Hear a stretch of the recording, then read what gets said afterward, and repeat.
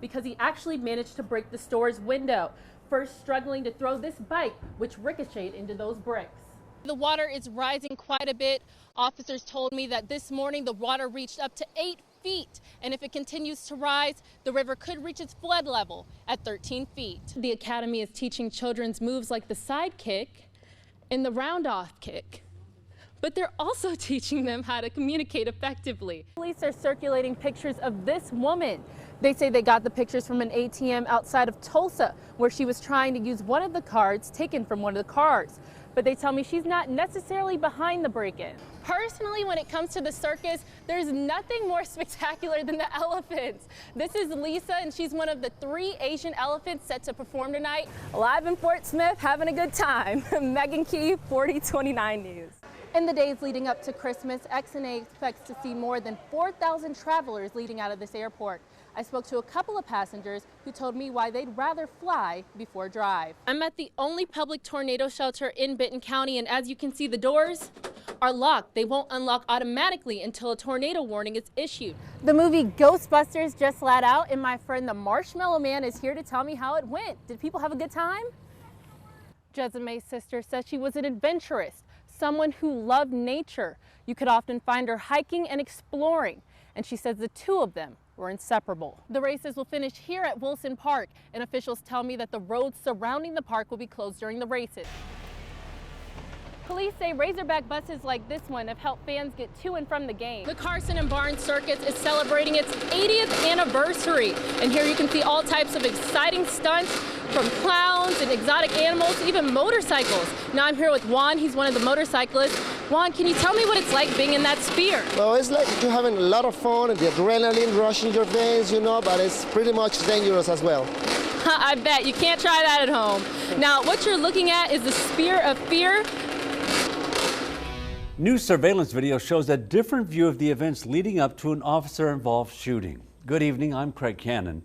4029's Meghan Kee is in the studio now to tell us what the new video shows. The Washington County prosecutor gave us these CDs showing new surveillance video of what actually happened that night. At 2:25 a.m., Fayetteville police pulled over Willie Tillman for driving with no headlights. Police stopped Tillman in a parking lot on North College Avenue, and Corporal Patrick Hamby walks up to the car and he talks to Tillman. Good evening. How you doing, man? I'm Corporal Hamby, Fayetteville Police Department. You got your driver's license insurance? No, I don't. You have any ID card or anything, man? You're driving without your headlights on. Oh, my bad. They talked for about 2.5 minutes, and then Corporal Hamby asked Tillman to get out of the car and put his hands on the car. Hop in and talk to me real quick. Okay. Tillman gets out, but then tries to get back in. Corporal Hamby tries to stop Tillman from getting back into the car, and there's a struggle. And look at this again. You can see Officer Jones getting into the car on the passenger side. Here's what you just saw from a different angle from a surveillance camera at a nearby business. Tillman's car is in the upper left-hand corner of the screen. We zoomed in on the car so you can see Officer Jones on the passenger side. Back to the dash cam video, you can see the car taking off before coming to a stop several feet away. Both Hamby and Jones are struggling with Tillman. And this is a freeze frame from the camera on Corporal Hamby's taser. You can see Officer Jones on the passenger side. Corporal Hamby manages to get out of the car, but Officer Jones is still inside when Tillman takes off, heading north on College Avenue. Officer Jones and Tillman struggled in the car during the drive, and during that struggle, Tillman was shot 4 times. Tillman drove less than half a mile on College Avenue before the car stopped in a parking lot on Sunbridge. Corporal Hamby rushed to the car, not knowing what he was going to find. I ain't got no. Take 4 shots fired. Get out of the car now! Yes, sir. He shot me, man. Get out! Shot me, man. Get out of the car! Hey. Get out of the car now. Okay, I can't. My leg shot me, bro.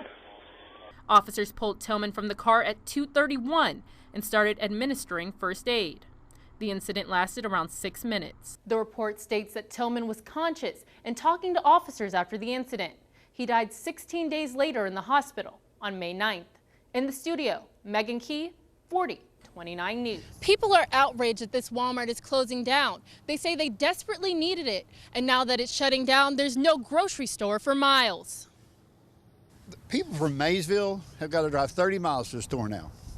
That's crazy. I mean, there's nowhere to go but Siloam Springs and Bentonville, and why? Get over there, it's going to make it more difficult, way more difficult to buy groceries. It's sad, very sad. We needed this. They need it now more than ever because the only store that sells groceries in the area is Dollar General, and they can only get staples there, like eggs, bread, and milk. Anything else they want, they're out of luck. A resilient mayor tells me this Walmart has only been in town for a little over a year. When Walmart came to town, it was just a breath of fresh air, and we were so excited. And of course, we're disappointed, but again, we will survive. But people's livelihoods in this town are being affected. From medicine, many people have changed that they get all their prescriptions here. Now they will have to go to a bigger store. Probably the closest one will be Siloam, because we were told they closed several, almost every Walmart down Highway 59. To jobs. You know, it's going to hurt some people and their families because they will not have any jobs.